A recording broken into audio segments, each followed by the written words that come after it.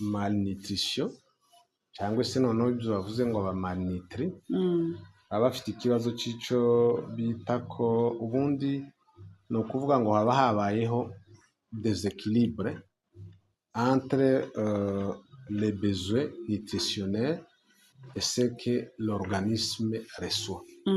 Ni ukuvuga ngo umuntu muri we hariho besoin hari umubiri hari ibyo ushaka muri kugira ibyo ngo rero ujye neza ubeho. ubeho Iyo besoin rero umubiri ushaka ni ugufungura. Kwa gufungura rero nutritionnel umuntu afite ntabwo yanganye n'ibyo yaronse.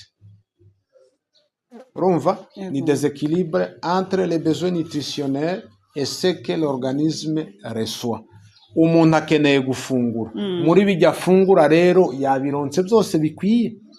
Ico gihe nimba bikwiye harimo équilibre, nimba bidakwiye habayeho ku déséquilibre, cyangwa nabyo nimba biri hejuru cyane n'ubundi nta équilibre ihari. Ni ukuvuga ngo umubiri ukeneye ibyo kurya bikwiye, sibyo?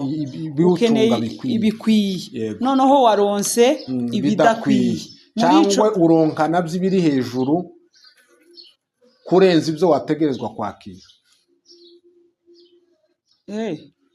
Waronse ibiri hejuru, mbese umubiri ukeneye hose ni équilibre.